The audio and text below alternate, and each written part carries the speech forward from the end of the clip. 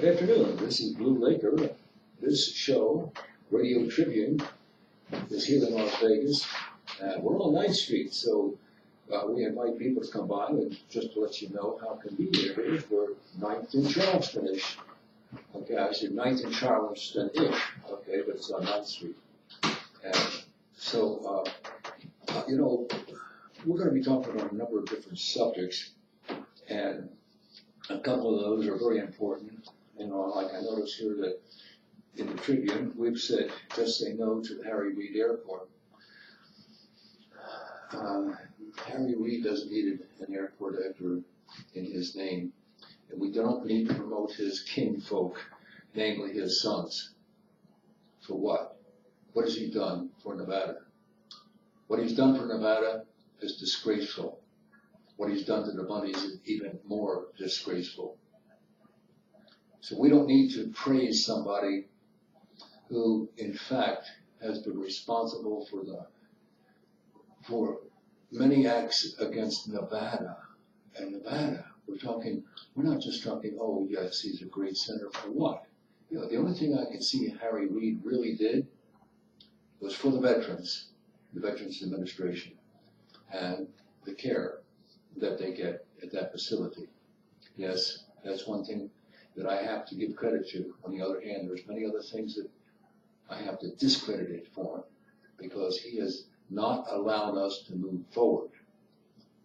In 2010, I believe it was 2010, I wrote him a letter basically saying we had an opportunity to be the first tri-state, or the first state in the union to be a tri-state power source through solar, water, and wind. And that was to take place out of Hoover Dam. Because we have the facilities there, because we have the transmission lines already in place, and because we supply a lot of power and water to California. But no, I just got a standard form letter back saying we're working on it. Well, that's been a long time in taking place, and as far as I'm concerned, thank God Harry Reid is gone, but not forgotten. Yes, we're going to forget about him, because the atrocities that are committed against certain members of America, or Americans, can't be overlooked. What he did was out of greed, corruption, and political power. And what he's trying to do is pass this on to his sons. Well, first of all, that's not going to happen. Oh, yes, I understand that, quote unquote, Nevada is potentially a boost state, and that anything is possible with the Democrats under those conditions. But those things are going to change as well, because we have a new president now who has pledged that America is first and foremost, and that states' rights are part of his program. And states' rights, by the way, is one of the issues that I have with Harry Reid, because Harry Reid, instead of working for states' rights, has worked against it, and worked with the Chinese to give away our public lands. Perhaps not give it away, but he was in the forefront of those negotiations with China, and it was all about money that was going to go into his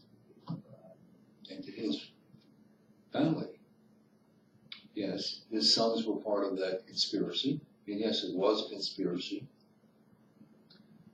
And when they did the BLM raid at the Bundy Ranch, it was because Harry Reid was in the back of it, and through contemptuous acts have placed the Bundy family, a very religious organization, in jail. Oh, not the whole family, but of course the men. A very religious group who only were interested in preserving states' rights for you and me here in Nevada. Well, you're going to hear a lot of rhetoric from, of course, the other side being Harry Reid's cohorts. Oh, you think he doesn't have enough power? You don't think there's collusion? I don't believe that's the case. I believe that we can prove beyond a shadow of a doubt that he was in back of this whole mess. And rather than reward him with an airport under his name, we should file charges against him so that he can be punished for the actions that he's taken and what he's done to many families who didn't deserve it. Oh, I know that the laws don't allow for the prosecution of legislatures, or it's ineffective because of the power that they have during their tenure and after their tenure by political, if you were, friends. Take, for example, Harry Reid going to the mayor of Henderson when his son was vying for the position of attorney for the city of Henderson. And his son didn't have the qualifications necessary for him to take the job. But good old Harry Reid went to his good friend, the mayor, and told him, well, what can we do about this? And what they did about it was change the law so that his son could qualify for a $250,000 job a year. You talk about hypocrisy, you talk about political favors, you talk about bribery, extortion, it's there. And those are the things that disturb me, or part of the things that disturb me about Harry Reid. This will be an ongoing situation, and the truth will come to light sooner or later. So I hope you'll find, when we start getting into that topic, you're going to find that there's a lot of things that you didn't know about. And there's been a lot of brainwashing through the media and other organizations that Harry Reid controlled. Well, you know, that's one of the problems we have right now with the administration. And I don't mean the Trump administration. I'm talking about the Obama administration and their power and their lust for power. And the divisiveness that has been created by the Democrats against the Republicans, wherein they have decided to bring every infraction, they would call it, up about Trump, whether it's with Russia, whether it's with some of the nominees that he has put on the platform, anything to stop him from moving forward. And I say this: divided we fall, united we stand. So if you want to be part of the division and see us fall, then go ahead and stick with your ideology. But I think Judge, and I'm not quite sure that I pronounced it right, Gorsuch has said, as far as the Supreme Court is concerned, it should not be about politics at all. He said, any judge that's elected should be doing it on the merits of the case and the law, with no regard to political affiliation. And anyone who's on the bench that does anything other than that should be removed. Now, he didn't say that because I said it. But the point is that we cannot have merits based upon political decisions or political favorism. They have to be based on the law. The law. You know, even God has laws. Basically, they're condensed down into the Ten Commandments. I don't think that's too much for us to ask of any person. Very simple. Very simple law. Yes, they do have. They have some areas of potential, not they're very clear, but there may be some cases where there is room for discussion, but not really. And the same thing is true of our Constitution. There's really not much room for discussion, or for people who would like to alienate and change the Constitution of the United States. It's been good enough for 200 years. It will continue to be that way for the next 200 years, provided we get rid of those who incite other people in an undemocratic way. Undemocratic? Yes, undemocratic way. And for us to be under the threat of political affiliation because of benefits to individuals or groups that benefit from the facilities and resources that the United States has is not right. That's why we have such a huge deficit. And that's why we have to take some action against it. And it can't be middle of the road. It has to be very, very decisive. We have to cut out the cancers where we can. We have to stop the deficit from growing. We have to reverse that. We need to pay off any of the debts that we have if we can. And if not, we can't pass them on. So, we put ourselves in a very poor position by allowing these things to happen. You can say, well, we allowed them to happen. No, we did not allow them to happen. The government did. Unfortunately, the government has been in the hands of too many liberals who have allowed too many things, and it's gotten to the point where we just can no longer afford to sit by idly and not do something about it. So the Trump administration brings a breath of fresh air into what was a deplorable situation beforehand. Oh yes, I said deplorable because that's the word Hillary Clinton used. The only difference is she was deplorable. Oh, I understand there have been a lot of people who voted for her, but they didn't understand the facts and the information and what she's been complicit in, or take into consideration her history. What we've seen with the Trump administration, he's done what he said he's going to do, and he's intent on doing the rest of it, and that's why we looked in, because we were looking for new light at the end of the tunnel. Now you have to be part of the new light. You have to help make America great again. It's not a one-man job. It takes all of us to make these things happen and happen in the right way. We can look at all of the objections that all of the other groups bring to us. But I have to say that in most cases, and I certainly have no problem with legal immigration and a cap on the number of immigrants that can come into this country at one time or during the course of the year.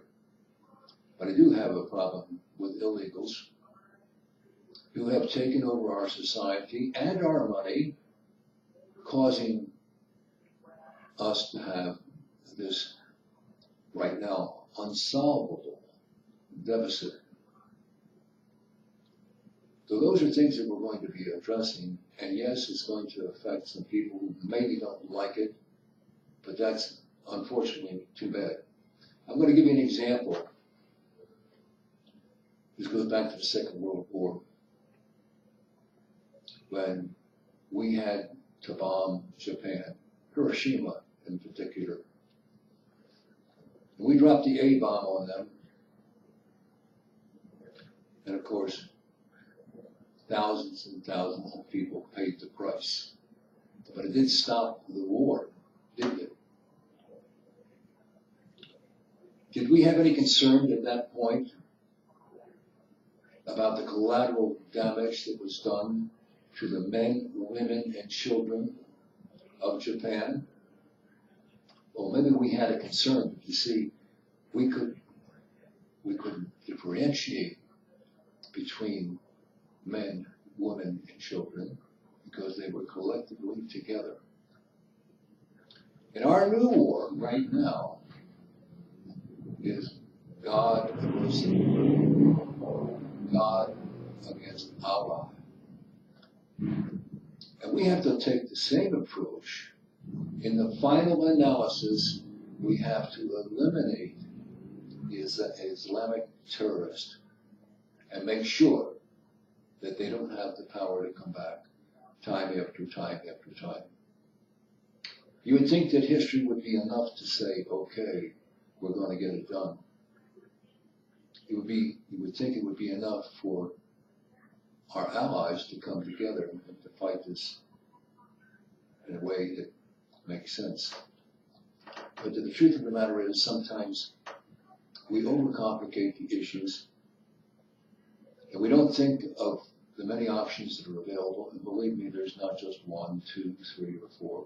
There's probably dozens. A lot of times those options are never brought to light. Never brought to light.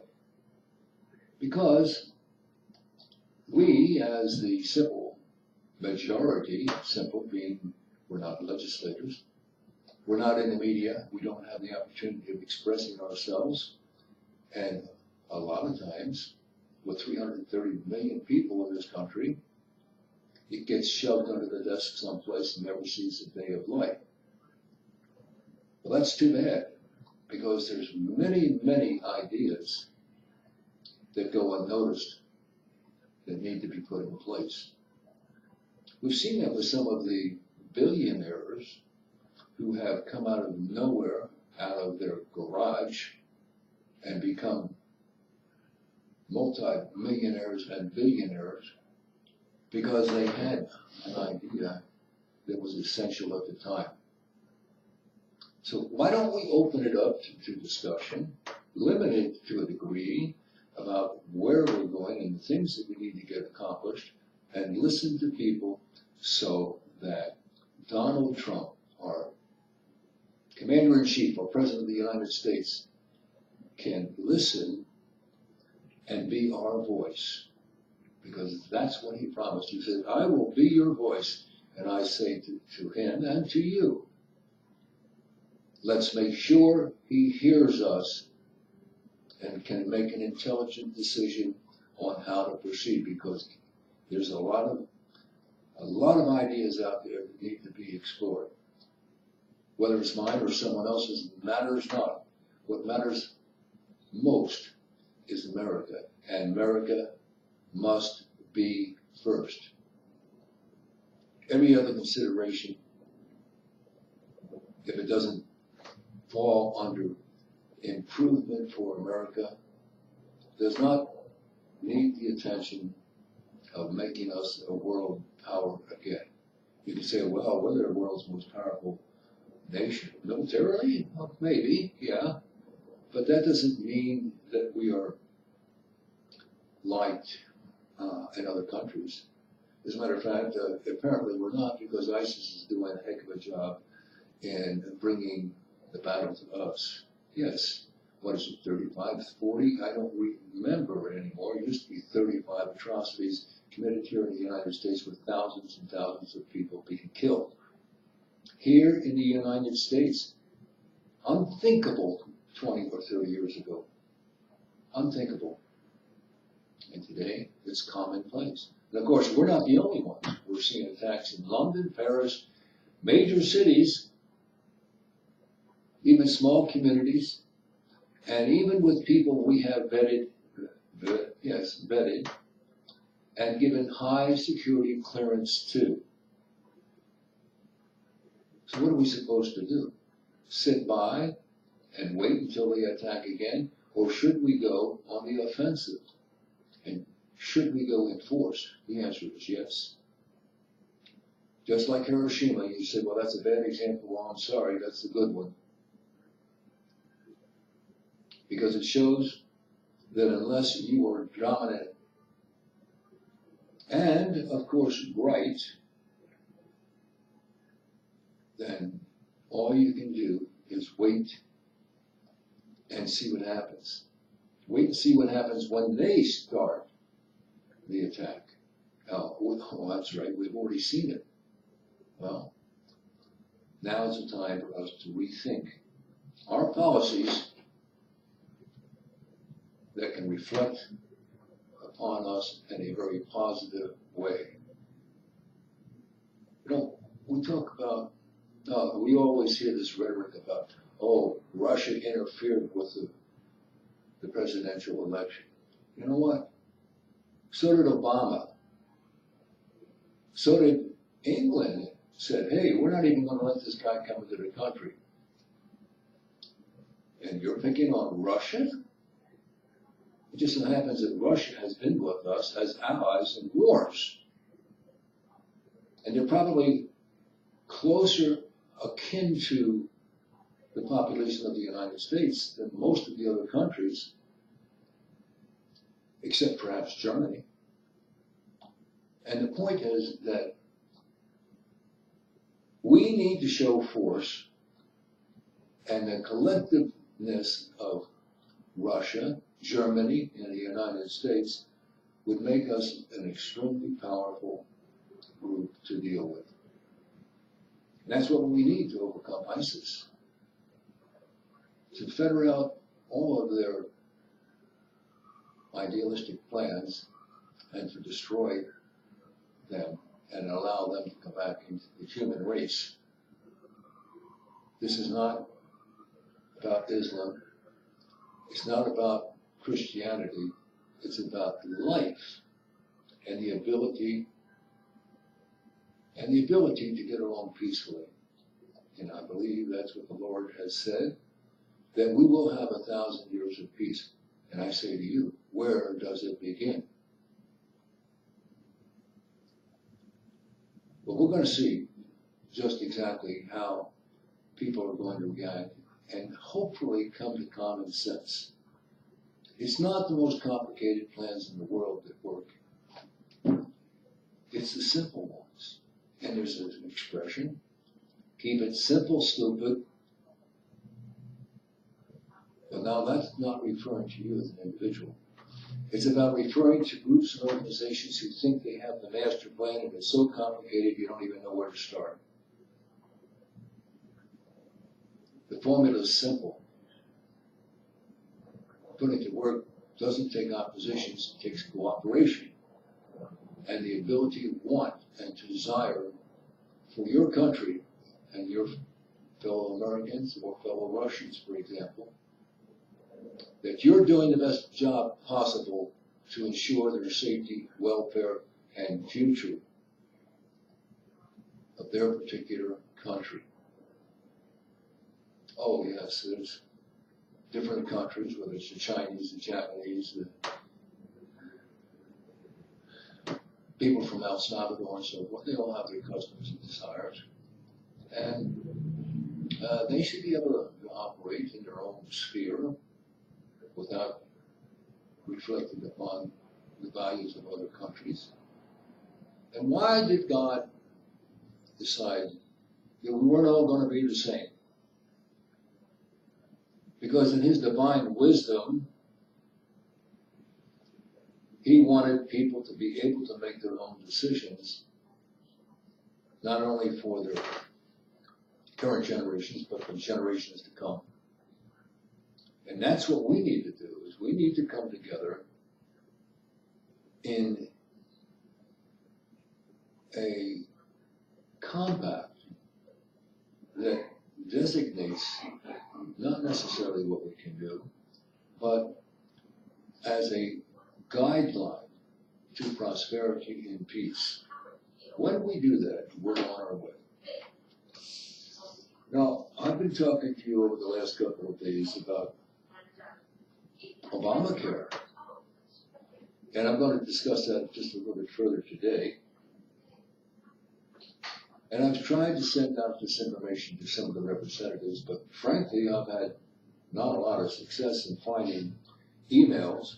I find if you're a constituent of my region, I will take a look at it and see what you have to say. But if you are not a member of my district, well, I really don't have time. Well, would we say that to Bill Gates? Suppose we had. Look where we would have been if we hadn't listened to him. He was able to bring something to the table. And we all have something that maybe can help that work. Well, Obamacare is one of those issues that needs to be straightened out because it's exploding within. It's deteriorating. It's going to run out of money, or it's going to put us in an even deeper crisis than we ever had before. But let's say, for example, that there was another program that could take over Obamacare, or at least temporarily until there's another program that meets the standards of the population as far as doctors, visits, just specialists, all kinds of things. Now, I haven't done enough complete research, but according to the information I had, there's over 248 million,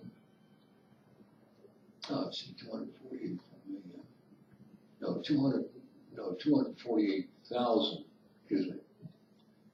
doctors in the United States, 248,000 doctors in the United States. Of course, there's 330 million people, so we don't have one for each one, but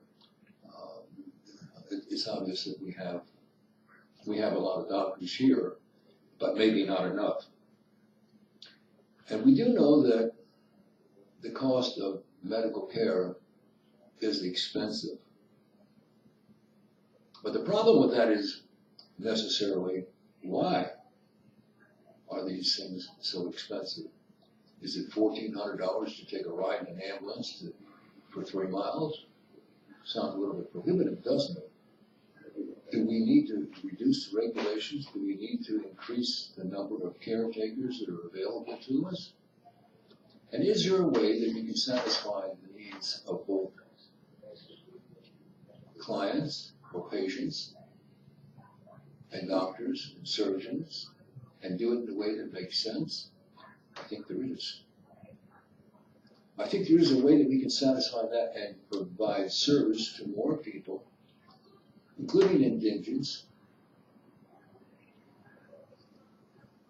to be able to provide them with something that they cannot do by themselves, because this is what it's all about. We really have to kind of help each other. Now, in some cases, it's not possible, but those cases are, I'm going to say, few and far between in real terms. There are some cases that are just not possible to deal with. And a lot of times it's because of the patient. But there is a way to make it comfortable for each and every person in the United States. And there's certain guidelines for certain groups, whether we like it or not. I mean, if you've been healthy all of your life and you've been keeping your insurance all of your life, is it any different than Social Security? Shouldn't you be entitled to a certain amount of care that falls under Medicare? Or should you just be cut off at the end because you simply ran out of money? Well, most of the seniors I know have earned their place in society. They have done their job, and they're entitled to the Social Security and other benefits that Social Security brings. You can say, well, yeah, but this guy's 80 years old, or 85 years old, or 90 years old. Doesn't matter. He qualified for the program that he has. If he needs help, what do? Well, there's many things that we can do, and that's the point that I'm trying to make. There are things that we can do to help helpable circumstances. There's a lot of cases that we can't help, and since I'm not a doctor, I'm not really qualified to say what is a case that couldn't be helped? Well, I can think of a couple of things. If you're being eaten up from the inside and there's just absolutely no way, no scientific way to cure it, that's a situation that, unfortunately, in a lot of cases is fairly quick, and doesn't mean that we can't provide them comfort until they have some.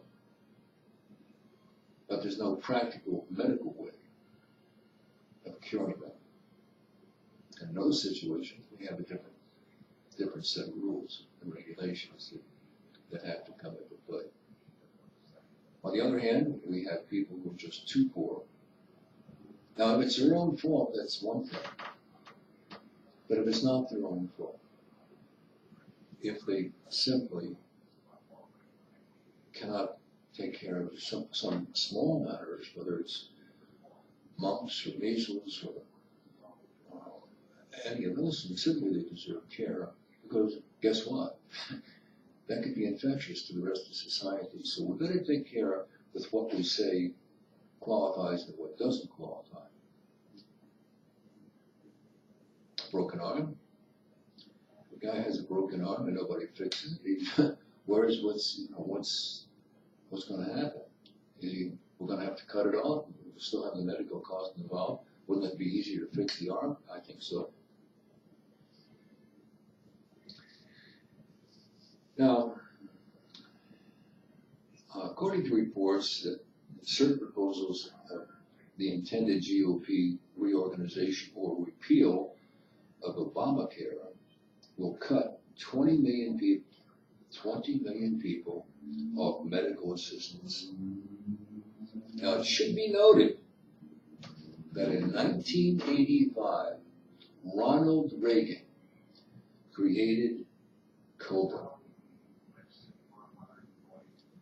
Now, Cobra is not a medical plan. Cobra is not a medical plan. What it is Cobra is a law. That is right.